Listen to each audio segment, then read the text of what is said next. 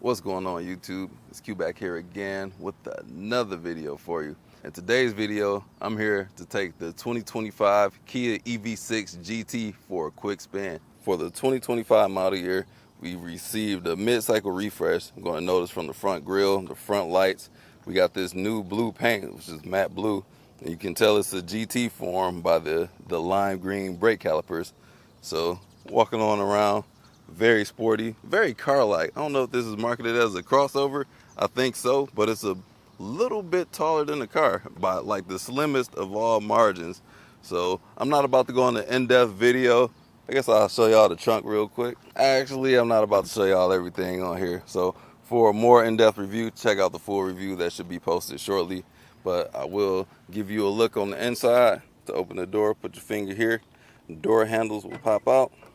You just yank that thing, mirrors unfold, steering wheel going up. The interior gonna be something nice. Got this slime green everywhere, acid, and these buttons look like they glow up in here. Gonna have the accent marks green, the stitchings. But what is it gonna be like to drive? We're gonna find out right about now. Behind the wheel, let's get it cranked up. Put my phone on this wireless charger. I'm saying crank like it's got an engine. EV. And we're gonna turn the ventilated seats on. It's getting toasty in here. As always, buckle up. And we're gonna put it in drive. So before I start, I like to put it in one pedal driving, just because I think that's slick. I don't have to press the brake pedal unless absolutely necessary. So first thing you're gonna notice, rear visibility is kinda low. Forward visibility is great. As we exit out of this church parking lot, I was greeted as soon as I came here like, hey, what you doing in here? I'm like, taking the thumbnails, that cool? So he was like, yeah, it's cool.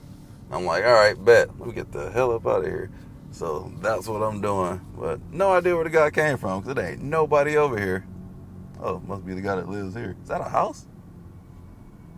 I guess that's a house. It's gonna be supremely quiet.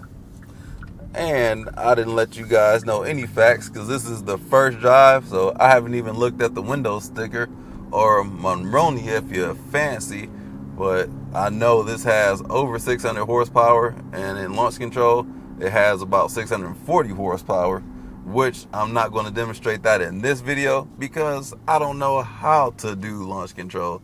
It's a steep learning curve. Like reviewing a different car every week is you kind of get lost in the sauce of how you're doing things. And I only got 50% charged. I got this a couple of days ago, 123 miles into it. And I'll let y'all know that driving one of these in the summertime as opposed to the wintertime, if this was the winter, I would be at like 20%. So now I'm at 50%. So that's just a testament of how the battery drains. What mode am I in? I think I'm just in normal mode. But since it's going to be more of a spirited drive, will I put it in my own personal mode or just go all out with the GT mode? I just started with normal mode for now. We on some straight roads. Super smooth, very engaged in the drive. So I've only driven it as you should in normal traffic, and it's a fine commuter, but I know it's got power on tap, a whole lot of power on tap. And up top as well. Like right now, doing 40. Boom! That front end lift up. Woo! And you just go fast, real fast. That's called acceleration, folks. And I'm hoping this camera doesn't cock to the side due to all the G's that it takes to move this. And you know what?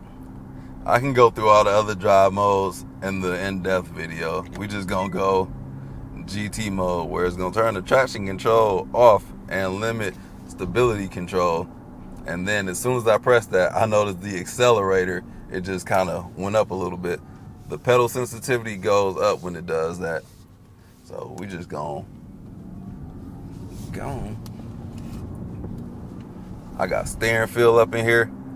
Now this is gonna be the enthusiast EV.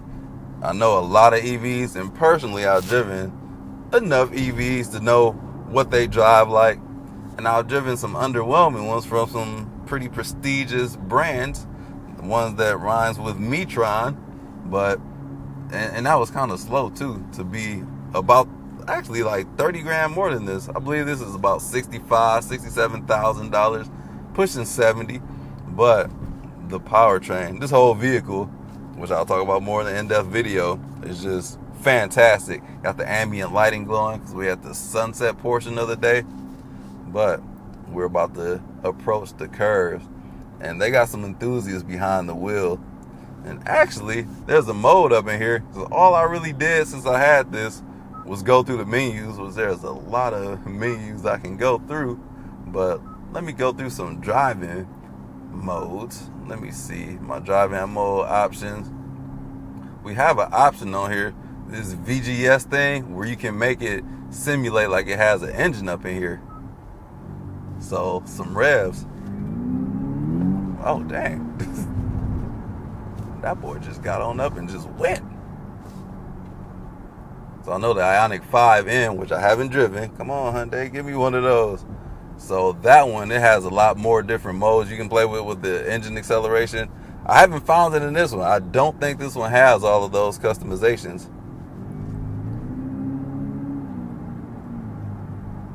Dang, do I got like paddle shifters since I got that? Okay, I do. I see some gears. It's doing some downshifting. I just need a little bit of space.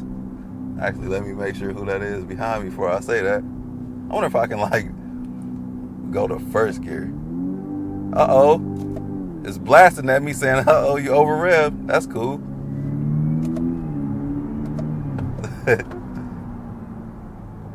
That's cool how I can simulate an actual engine and give you the sounds as well. Now this VGS noise is pretty subtle. I wonder if I can crank it up just a little bit. Oh crap, turned it all off. So with it on, got engine. Off is just the EV noise that it makes to let you know that it's an EV around here.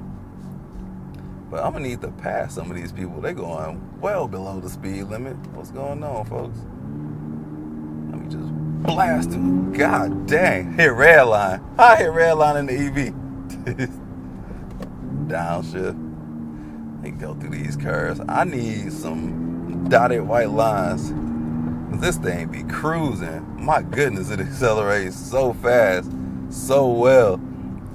And the steering feel on here is excellent as well. So most EVs are very numb when it comes to most inputs. A lot of them are fast, but this one is the total package. Like if you care about driving feel, this EV6 GT is the one that you're gonna want. And even the Ioniq 5, I drove a fully loaded one, 9M version.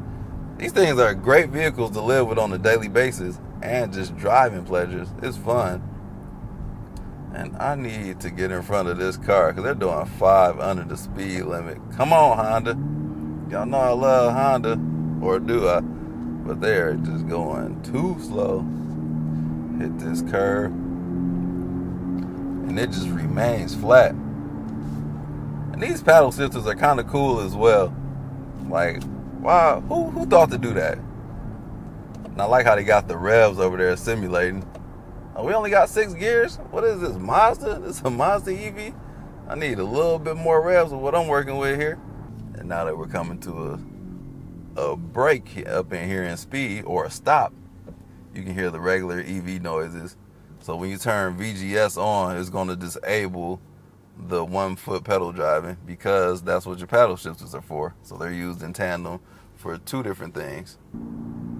It actually snatches you back up in here too when you shift gears. Downshift. See what that money shift is like. 6.7. Okay, so red line is 6.5, so likely would have blown the motor through some rods about this thing. But coming back the other way, we're going to do some more spirited driving because, my God, we are doing the least right now. We need to be doing the most. I'm debating if I want to keep this paddle shifter on. I don't know. I kind of like it. Even though it can be gimmicky or corny, I think it's fun. And that's what this car is, a bunch of fun, which is a great daily driver as well. Coming back round through these parts. I'm gonna play with these paddle shifters a little bit more. So I feel like there's something I'm missing out on. Let me see. Oh, God. Just jammed on the pedal. Let me see what it's like if I go to second then. Oh, my God. So even the gear that you in is going to respond like an automatic transmission. So if I go all the way up to 6th gear, floored, it's not going to do much. What in the actual heck is that all about?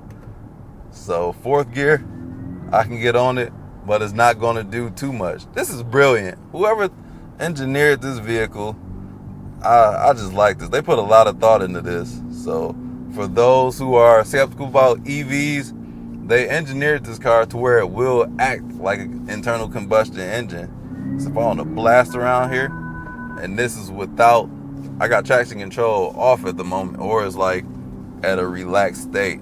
Well, it says off. ECS is on, which is stability control. So it has all-wheel drive, so you can get the grip about all these corners, in which I'm not coming anywhere near close to doing. And when you do get in these corners, it's relatively flat.